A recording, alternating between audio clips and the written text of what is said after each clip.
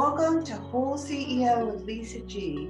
I'm the best-selling author of the Boss Weight Loss. I'm bringing you the top tips to be unstoppable.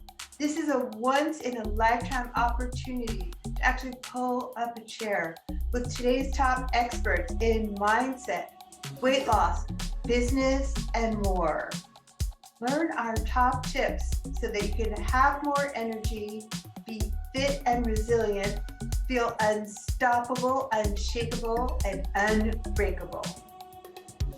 For over 20 years, he's helped build top fitness companies and coach trainers to become on-camera fitness stars. He's crafted innovative programs that have shattered sales records, beginning with a home fitness sensation that you've never heard of, P90X. Went on to become the CPO, Chief Production Officer of 𝘽𝙬𝙉, and launched that fitness streaming service, building the entire streaming library with 13 world-class trainers.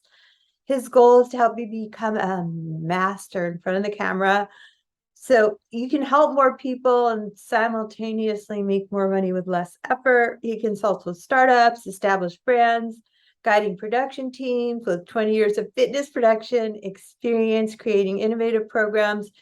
He's directed top personalities in fitness like Bob Harper from Biggest Loser, movie star Kate Hudson. Welcome to Whole CEO with Lisa G. Mason Bendewald. Hi, Lisa. Thanks for having me on. I'm so thrilled to have you here. This is super cool that you're actually in LA and we get to meet here on Zoom. And we're still doing it virtual. We're practically neighbors and we're still doing it virtual. I know. I could have done it live, but this is so much easier. I love It is. The silver lining of the pandemic is huge, being able to work remotely and being able to work online. So I want to talk about today's topic, the CEO of me. So what is the main role of a CEO in any company? Well, I started giving this talk because I'd end up coaching trainers who are solopreneurs in essence. They're their own bosses. They're always out there hustling, looking for the next job. Right. I've been that person. I know. Well, a lot of us are. I'm an entrepreneur, always have been. My father was, but there's usually a lack of understanding of when you really need to be the CEO versus the part that we love doing, which is either being on front of the camera, being an artist, being a trainer, whatever those roles are. Right. It's still a business, and you still have to know when to put on the hat that says, okay, I have to think about the business side, the non-fun stuff, the paperwork, the contracts, the negotiating, the budgets, etc. So the CEO of me was born. I actually taught this course in tandem with my sister, who was teaching an acting class at UCLA. And so I'd come in once a quarter with one of her groups, and I would teach an entire 4-hour course called the CEO of Me. And that's what we're going to talk about today, is why and how that's important. I love it. I want to know how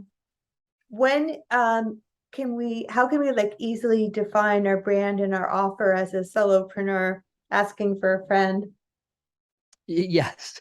So one of the things that I'm gonna talk about trainers but any solopreneur is that we often are just good at what we do and we don't think about marketing. We don't think about our brand as clearly as a CEO might. And so you sometimes have to shift, put on that CEO hat and go, okay, how do I answer the question very clearly? So what do you do? Yeah. And that's often defined as an elevator pitch. So within 60 seconds, you need to be able to say very clearly, this is what my offer is or my service. That's hard. This is my name, brand, and so on. So for me, if somebody says, so what do you do? You've said it pretty much in the opening, but I'd say, my name's Mason Bendewald. I've produced and directed fitness videos for the past 20 years. It's my niche. Nobody does it better. And if you're looking for somebody to help coach your trainers to be amazing on camera or just cut through the clutter of production, I'm your guy. I consult, I produce and direct, and I'd love to help you.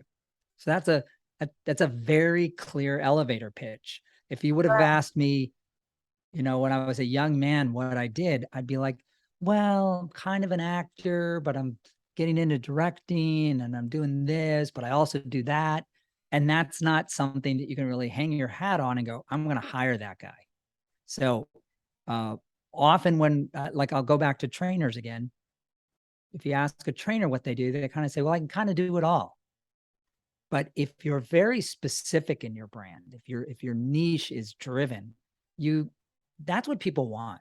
Right, When people go to buy a car, they're not they're often not just wandering around car lots. They know what kind of class of car they want. But I'll ask you, Lisa, if I said, okay, let's go buy you a brand new car today, what car lot would we go to? oh, thank you for asking. I really will appreciate if you could just send over that Porsche Cayenne Yes. Turbo. What was it? It was a Cayenne Turbo. Well, there you go. So that that's the type of car, the class, and you're talking about an SUV. Yeah, Well, there's somebody who might say, I'm a Prius driver. Like that doesn't matter. That's the kind of car I want for whatever reasons. right, And so you wouldn't go to a car lot that just has who knows what. You're going to go to somebody specifically for their brand. And the right. same is true for entrepreneurs. And if Yeah, you're a trainer, saying that you get better results than anybody using a combination of HIIT and strength training is better than saying, yeah, I do everything. Let's just figure it out together.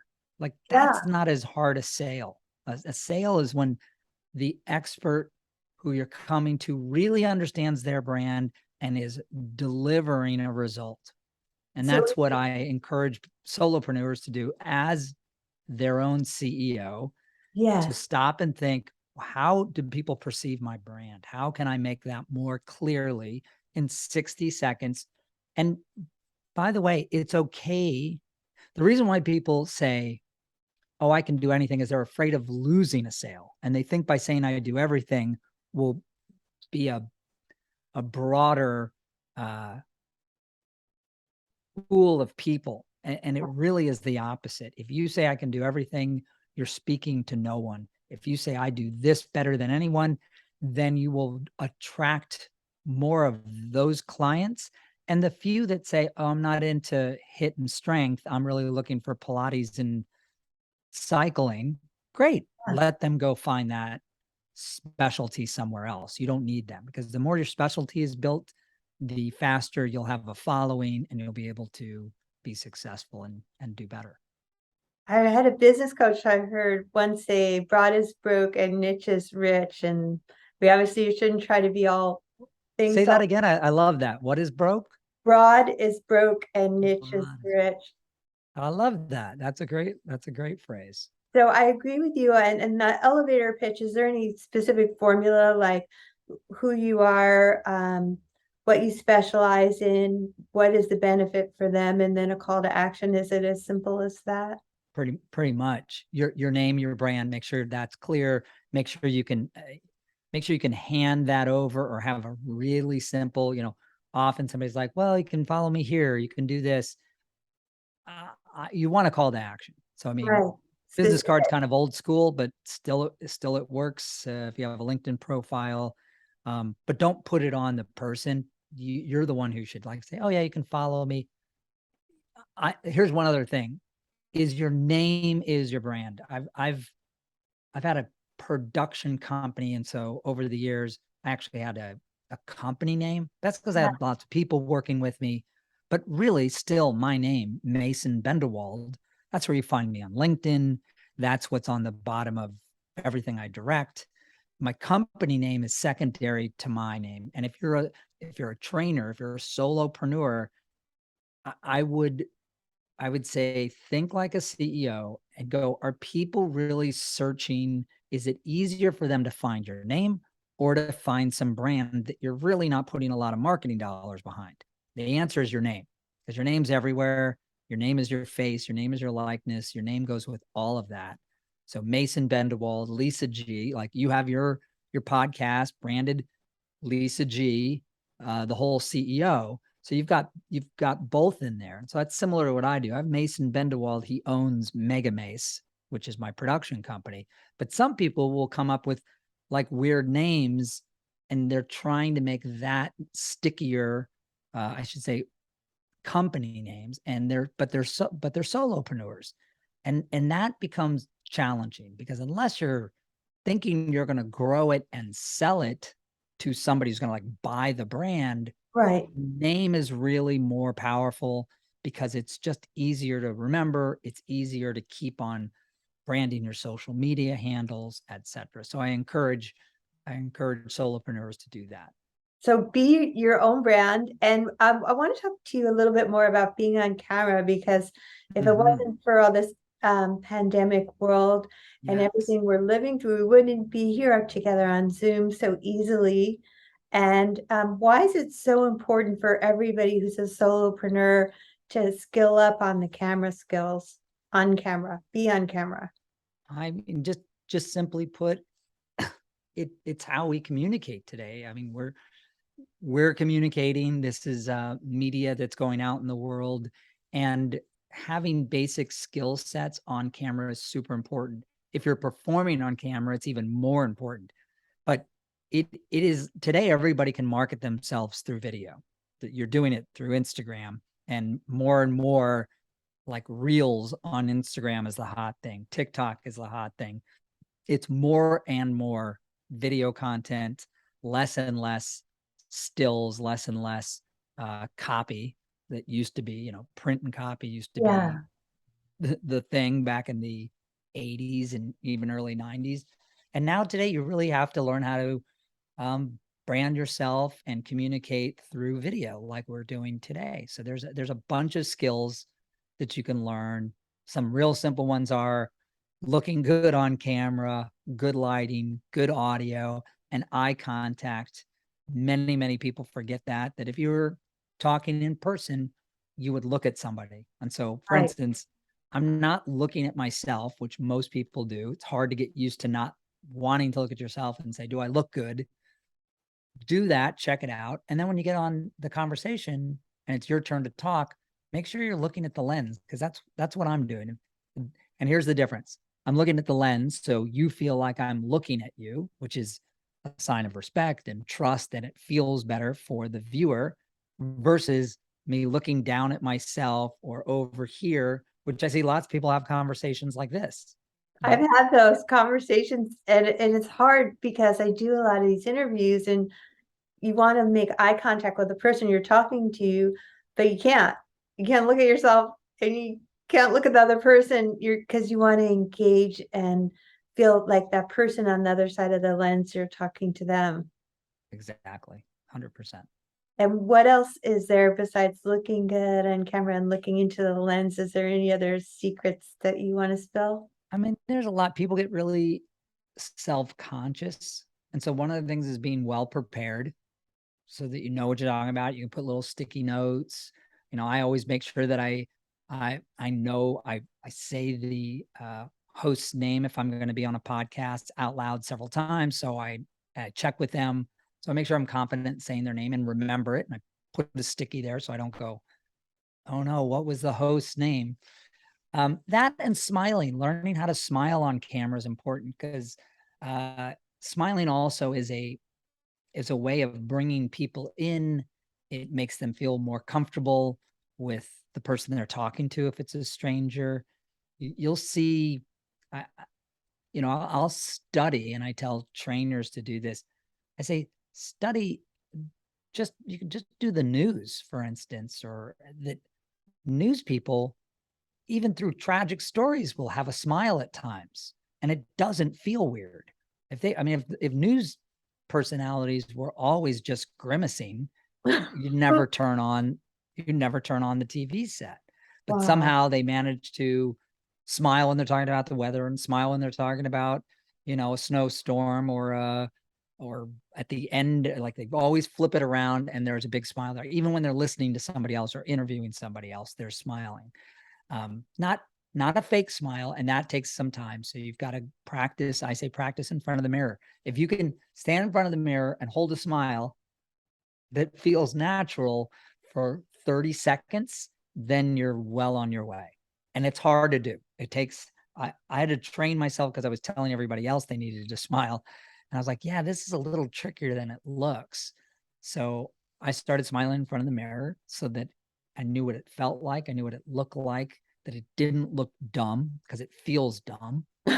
And then you're like, okay, this works. And it does look good on camera. And it makes people feel more comfortable when somebody is smiling when they talk to you, just like you do in person. It is hard though. I Yes. think it looks easy, but I agree with you. It's not that easy. And you're such a ninja at helping people be better on camera and such a necessary skill now. So is there any other final words you want to leave our audience with about being unstoppable in this new AI, VR digital world that we are living in? Yeah, I would say getting comfortable on camera is huge. It's paramount if you want to succeed, because one way or another, you're going to be on camera, whether it's promoting your own company, being interviewed on a podcast, selling yourself through conversations on Zoom, and knowing how to present yourself is very helpful. One last tip, call it an avatar.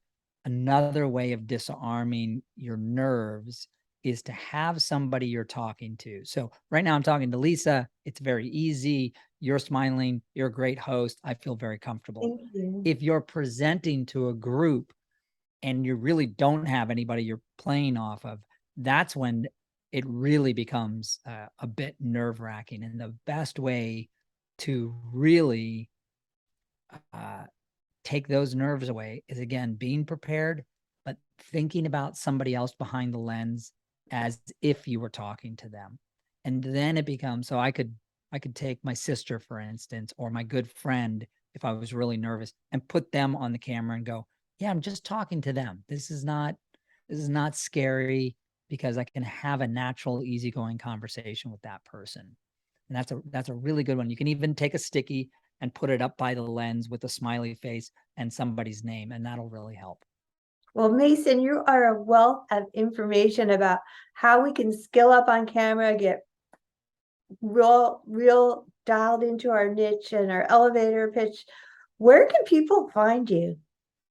You can find me on LinkedIn, my name, Mason Bendewald. And you can find me on my company website, which is Megamace, megamace.com. Well, thank you for being a guest on WholeCEO with Lisa G. Thank you so much, Lisa. It was my pleasure. Thanks for coming to WholeCEO with Lisa G. After over 20 years helping people lose weight and get fit, I'm so excited to announce that I found the missing link with my coaching. Message me if you want to learn how to look better, feel better, and go faster with a master. Lisa G at lisagfit.com.